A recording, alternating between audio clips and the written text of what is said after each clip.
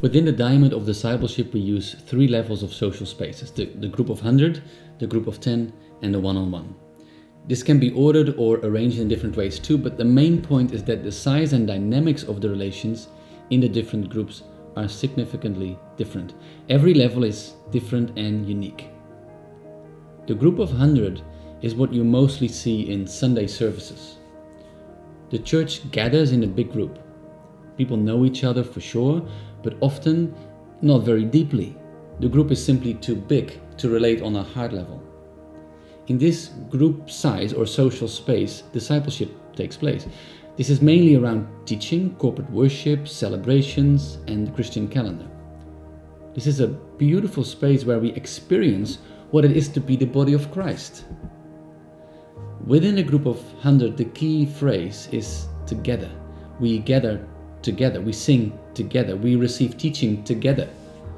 Accountability normally is pretty low, however, especially when you compare it with the other levels, the group of 10 and the one-on-one.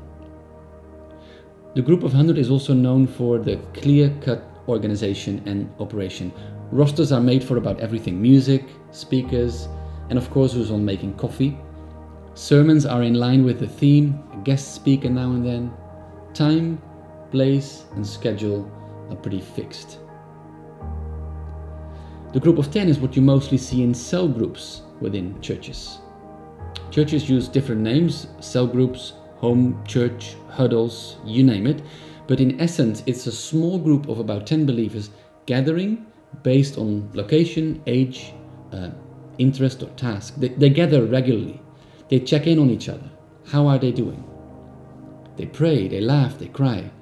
And often they do some kind of Bible study. Needless to say that discipleship is an important thing of what is happening among them. In the group of 10, the keyword is together as well. However, the members know each other way better and they spend a lot more time together. It's more personal. Accountability is higher than it is in the group of 100. The group of 10 most often is loosely organized, way more than the group of 100. The group of 100 is more organized and the group of 10 is more organic. The one-on-one is too often not really seen in churches. The one-on-one is that relation where one person walks alongside one other person. These two persons regularly meet, they question each other, and they are closely involved in each other's lives. Most people will be able to remember a period in their lives when one other person came close and helped out, shared the gospel, gave personal attention and help when something difficult happened. That person was there when you needed somebody. In that sense, the statement "is too often not really seen in churches" is not true. It does happen a lot. However, it is mostly linked to a specific situation, an incident. Most often it weakens after that incident and life slips back into normal mode. Within these one-on-one relations, discipleship plays a vital role. There is this one area that you struggle with and the other person helps you to discover what Jesus would do, what he asks you to do. You're sick and the other person helps you to trust God, to lean into him more. You have to make a difficult decision and the other person journeys with you, is there for you and with you. Later on, when you reflect on these moments, you discover that these are moments of growth. It is super important to have these relations, and that is a bit of an understatement. It is super important to have these at moments when an incident occurs. However, it is super important to have it as an ongoing thing. Relational and intentional are key words in this. Churches would do good to facilitate these smallest one-on-one relations, to facilitate, to invest in these. Accountability is of importance too, and in these one-on-one relations, it is the highest.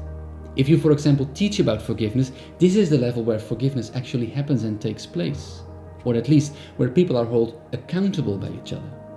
Blockages are taken away, support is given, concrete actions are taken. This level is very organic, very flexible and fluid, but this is the place where things happen. Alongside Europe is a good example of this. Christian youth choose to walk alongside one vulnerable child each. Faithfully invest, and boy, what a blessed result we've seen. There's two important comments to make. The first is, if discipleship indeed happens on all these levels, we would do good to ask ourselves whether we have all levels in place. Do we indeed facilitate and initiate at all levels? We as leaders should ask ourselves, how do we help all our people? How do we make disciples on all levels?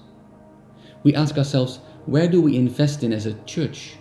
Where do we invest our time, our knowledge, our resources? Well, the second comment is, if all levels are present in our church, we should ask ourselves whether or not there are strong relations between these different levels. How do we make sure that these are not unattached, separate functioning platforms, rather that they are connected and strengthened and support each other? Think connections in terms of themes, or think about how do we make sure that everyone has his or her place. The assumption is that when these relations are solid and strong, we can expect more growth, more breakthrough, more building up. Well, this all might sound a bit dry and theoretic, but it's not. Think about the theme of forgiveness, for example, and how that would play out on all these different levels. Here it comes. The Sunday service is about forgiveness. The pastor teaches and explains what biblical forgiveness is, how it works, and how God sees it. At the very end of the service, he hands everyone a couple of questions. These are for you to discuss in your cell groups, he explains. It is the grounding, the deepening that he aims for. And during that week, every believer receives an email with a testimony about forgiveness, and a little video closes with a question for everyone to discuss in their one-on-one relation where forgiveness is needed. And not just talk, but also how to make that happen, how we will actually forgive. If churches would teach in such a way, we should expect growth. We teach and learn, but we apply and take it into action as well. It's heart, head, and hands, so to say.